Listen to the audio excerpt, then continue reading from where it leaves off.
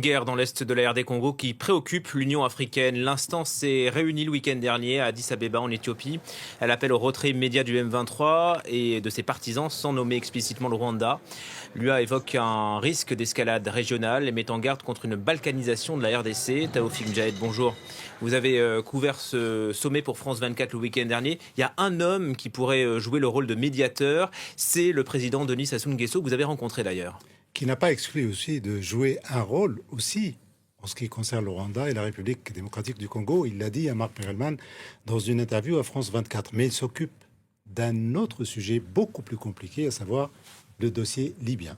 Donc il a tenu bon pour qu'il y ait une charte de réconciliation entre les Libyens qui devait se faire entièrement à Addis-Abeba le 15 février. Sauf qu'il y a eu beaucoup de partis qui n'ont pas assisté.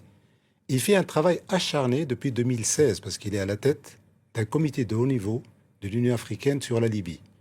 Il a travaillé, il s'est même déplacé à Benghazi, il s'est déplacé à Tripoli, il a constitué une équipe ou un comité préparatoire de 40 personnes qui a travaillé, qui a visité quasiment toutes les villes libyennes.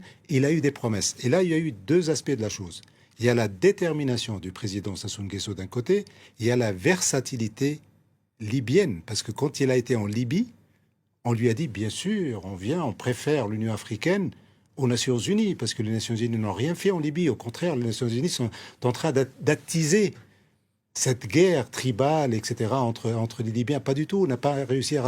Sauf que lui, il a été un peu intelligent, il a fait un cadre. Le cadre, c'est la charte de réconciliation. Ce sont des thèmes généraux, ce sont de bonnes intentions. Il n'y a aucune provocation, ni à une partie ni à une autre partie. Entre l'Est et l'Ouest, donc. Entre l'Est et l'Ouest. Et à la dernière minute, on a commencé à demander au comité préparatoire de rectifier, de changer tel paragraphe, de faire tel paragraphe. Non, mais on ne veut pas ça, on ne veut pas ça, on ne veut pas ça. Vous avez, par exemple, ce qu'on appelle il y a 3 présidences au sein du Conseil présidentiel. Donc il y a 3 personnes qui président. Il y a un président, il y a un vice-président, il y a un deuxième vice-président. Le président a envoyé un représentant, un vice-président a envoyé un autre président. Le troisième, il a refusé. Donc c'est illisible. Voilà. Le Parlement n'a pas envoyé de représentant. Le Conseil d'État, qui est l'équivalent du Parlement à l'Est, mais à l'Ouest, n'a pas envoyé de représentant. Celui qui a été présent, c'est Saif el-Islam, avec un représentant.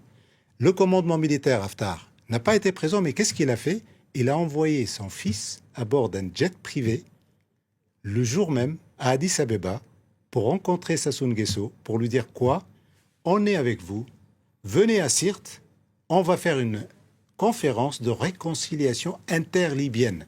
Et ça a été adopté par l'Union africaine pour qu'effectivement, on pousse dans un sens de conférence interlibyenne à Sirte. Reste maintenant à pouvoir rassembler tout le monde, convaincre tout le monde, parce que les deux gouvernements n'étaient pas présents pour signer cette charte. Et ça vous ni semble... Dbeïba, ni l'Est. Et ça vous semble atteignable alors dans ce contexte, C'est vraiment... cette réconciliation interlibyenne? Ça paraît difficile, mais quand on parle avec le président Sassou Nguesso, il est tellement convaincu qu'il pouvait atteindre ce résultat.